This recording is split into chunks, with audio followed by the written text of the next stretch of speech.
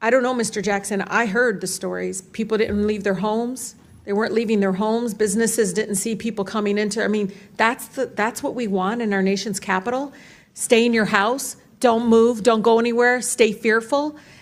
It's unbelievable that my colleagues continue again to eject this narrative and this rhetoric in regards to it. But I think it's important, Mr. Chair, just like in D.C., home rule was one out of Black freedom struggle in the fight for civil rights. We can't be passive right now. So nobody over there should take anything we say like so personally as if we're attacking them. No, we're attacking a process, not attacking people here.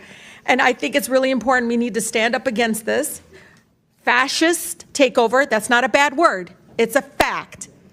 And here in DC and across the country, it is so incredibly important, Mr. Chair, that this committee does not allow rhetoric that defames or paints Washington, D.C. in a way that you all haven't really truly seen. You're just reading it. No, you're just reading it or something off of some. Will the gentlelady yield to a question? Yeah, I think it's really important. Will the gentlelady yield? No, I don't yield. I don't even have time.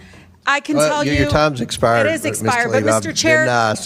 but you all live here, and you're not telling people the beautiful parts that you do see in our nation's capital. And no, it's just wrong how we're doing it. Chairman, I think it's insane that the gentlelady doesn't have an argument, but she's going to refer to me and some of my colleagues. Mr. Donalds, we were from the Third Reich. This is insane. You're going to look at 14, 15-year-olds as a bunch of criminals? It's insane. Do I look like a member of the Third Reich to you, Ms. Tlaib? Is that what I look like to you? You're the one taking your voting card. Is that what you think? Is that what you think? Is that what you think? No, that's unethical. I think it's radical and I think it's insane. And I'll respect everything that you say. But to say something like that to myself and a lot of my colleagues is way out of line. It's way out of line. It's way out of line. Regular order, Mr. Way out of line. Regular order. That's okay. But it's okay, right? That is not how it goes. It's okay, right? You hold yourself accountable before you talk about Hold myself accountable.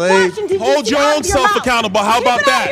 Hold your own self accountable. How about that? Free DC and make sure you vote with your own voting card. Don't be giving it to somebody else. Tlaib. All right, time. Chair recognizes Ms. Boebert from Colorado. Order. Wait a minute, Ms. Boebert. All right. Order. Thank you, Chairman.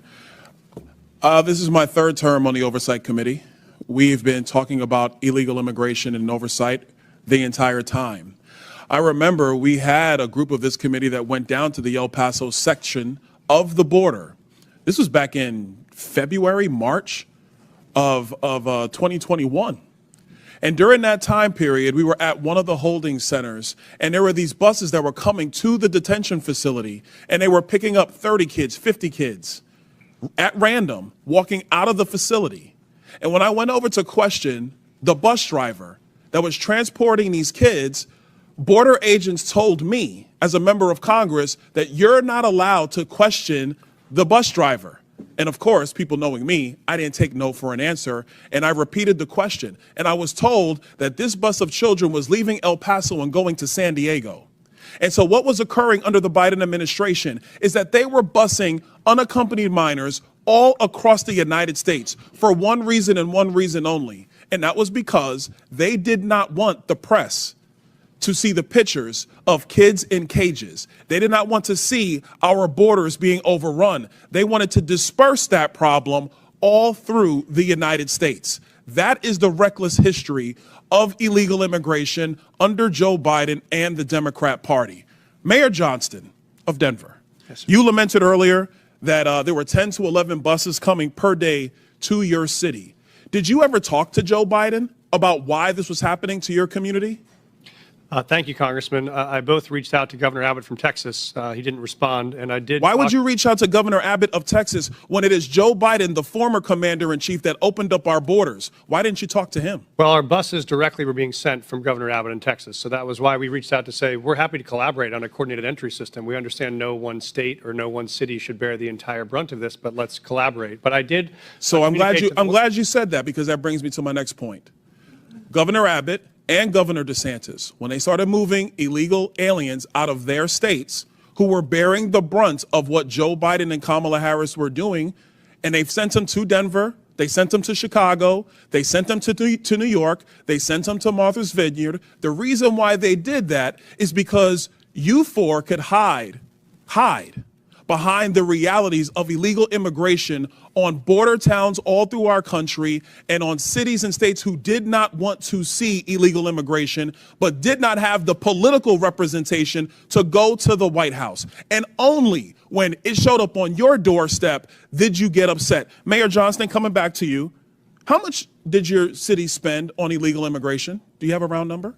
Over the last couple of years on all newcomers, whatever their status was, it's around 79 million since 2022. 79 million. Mayor Johnson, Chicago. How much has the city of Chicago spent on illegal immigration?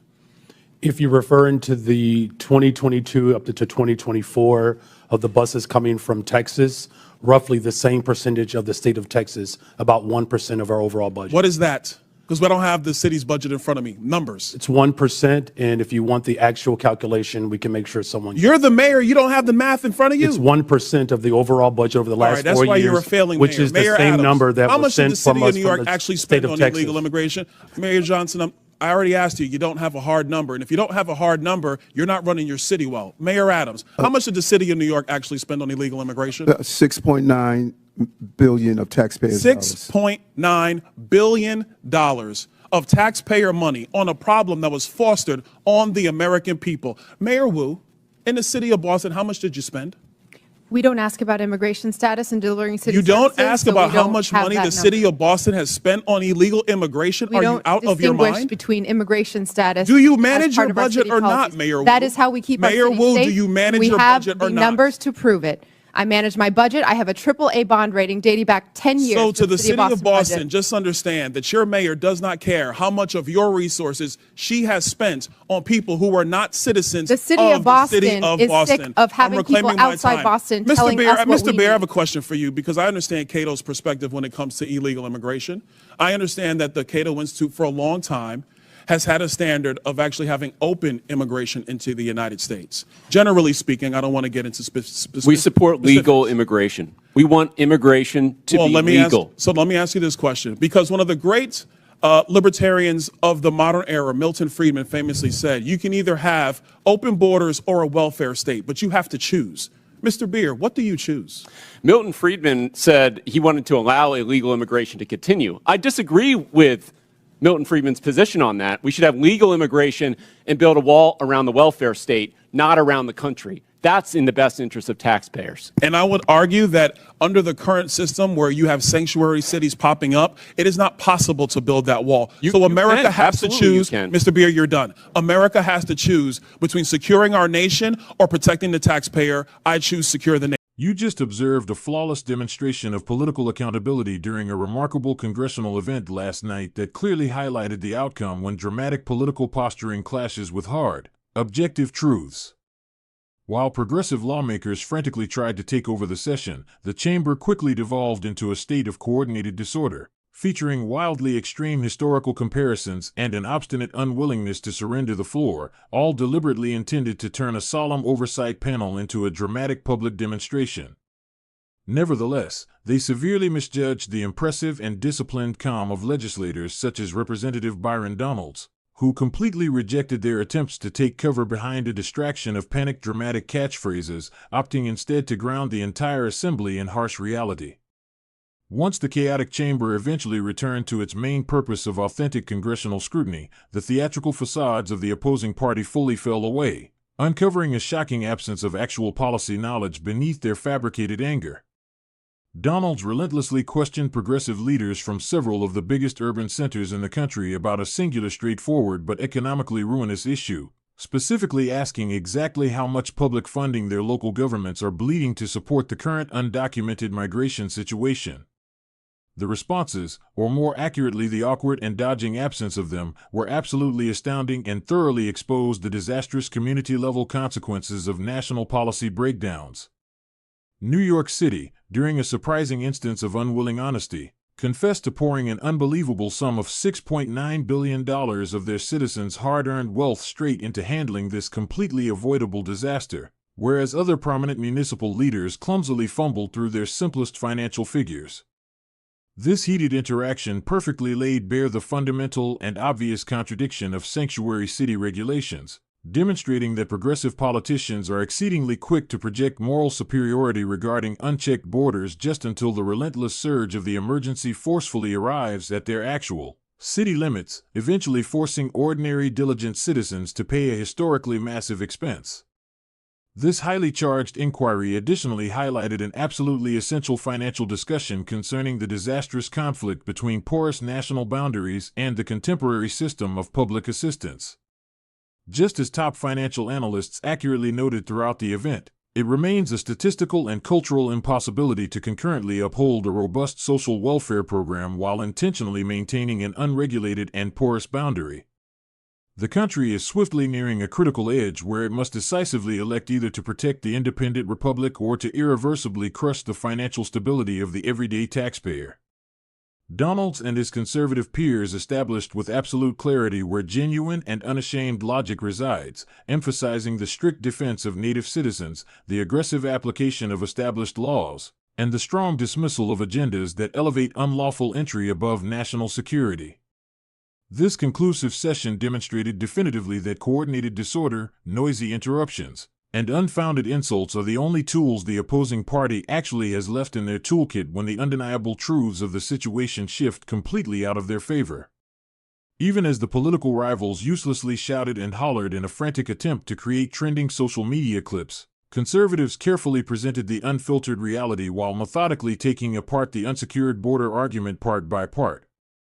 If you are tired of elected officials who constantly prefer dramatic yelling instead of producing actual practical fixes for the public, you must hit that subscribe button immediately since we remain endlessly dedicated to holding the corrupt establishment completely responsible and revealing the obvious double standards of the political elite.